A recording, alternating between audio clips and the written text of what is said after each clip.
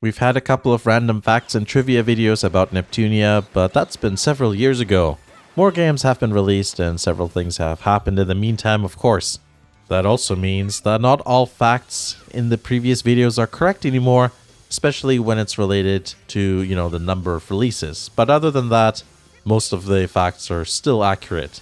Alright, let's continue on here with some new facts and trivia. Let's start with this one here. Neptunia Virtual Stars and Neptunia Senran Kagura Ninja Wars are the only games not to have English dubs. You can make a joke about no Nep games having any complete English dubs, with the amount of dialogue that remains undubbed, but Virtual Stars and Ninja Wars are completely in Japanese only. There's actually good reasons. With Virtual Stars, it has to do with the fact that the game isn't just VTuber themed, but also includes dialogue and clips of actual VTubers. So it wasn't really possible to dub those, or at least I guess it might have seemed a bit strange to do that. To have the game give them voices and then, it's kind of like unofficial, I guess. Another thing I always find interesting about this game, despite not really being relevant to this specific point, is that Virtual Stars really came out at a weird time.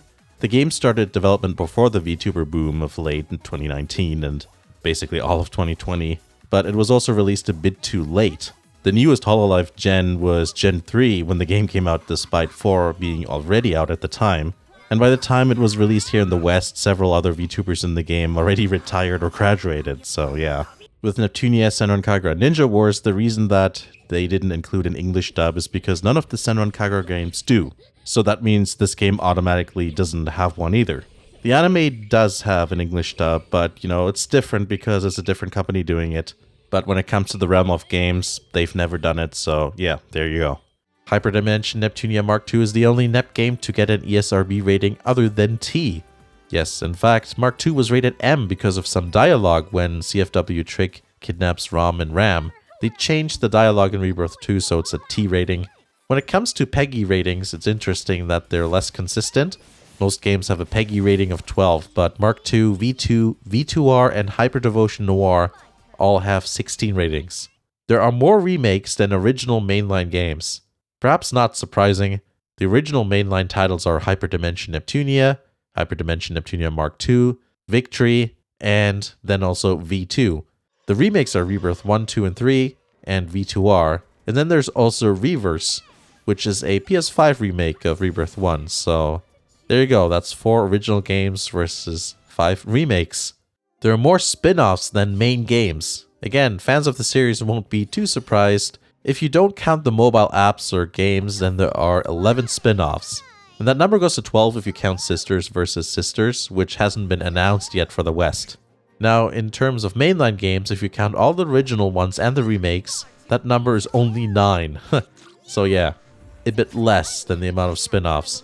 That number is even actually less impressive when you think about the fact that some games are technically counted more than once because the remakes either have the same or similar stories, while the spin-offs offer all, unique storylines. The CPU candidates are not playable or are not part of the story in 5 games.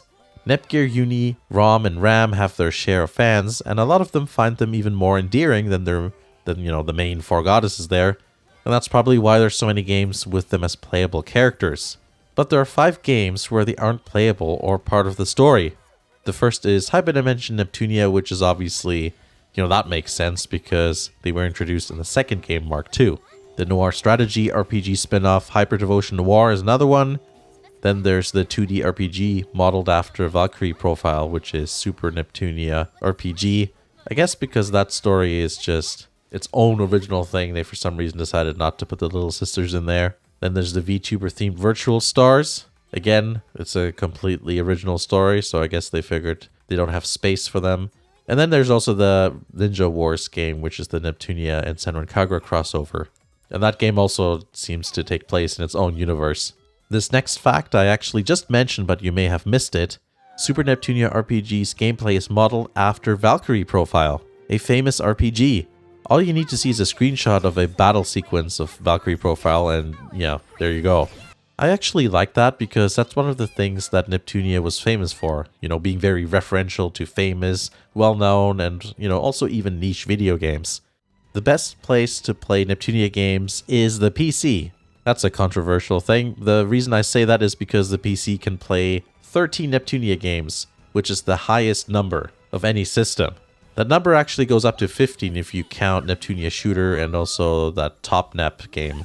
That being said, if you're talking about the realms of consoles, then the Vita would be number 1, and number 2 overall, obviously, and that total is 8 games. Not bad for a system that hasn't seen a Neptunia release in several years.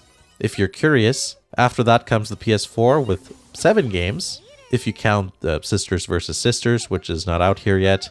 And then PS3 is, in last place with only 3 games.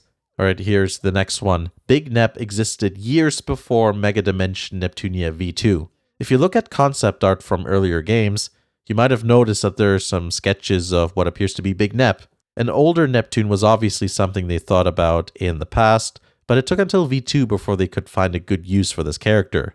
Hyper Devotion Noir Goddess Blackheart is the only game to omit Neptune or Neptunia from its title.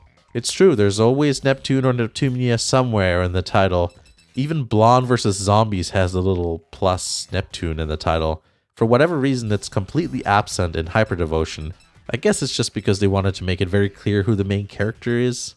Neptune was not the original main character. This is a fact from an interview that was done for the Neptunia Plus Mark II art book. And an interview there with Tsuneko said that Nep was actually created later on. Noir was supposed to be the main character, and then they added Blonde and Vert, and it was supposed to be 3 goddesses. And then they discussed some stuff, and then they decided to add on another character. And that happened to be Neptune. At the same time, just because it kind of works together, it's in that same block of text there. The idea for IF and Compa was that it's like there were supposed to be 3 friends, like old friends, going on an adventure, like in the old days. And then, Neptune became the 3rd character there. So those ideas were, I guess, kind of combined. And that's how the whole dynamic started, that Compa, Iffy, and Neptune are like close friends and stuff like that. But yeah, so those are some random facts and trivia about Neptunia. I hope that was fun. Remember to watch the previous 2 videos on the subject. Also, if you want, there's a second channel to subscribe to where I post stuff like short videos, occasional updates, and other things like that. There's going to be like a little link thing. There's always a link in the description, but there's going to be one on the top right as well. Thanks for watching, and I'll see you again in the next video.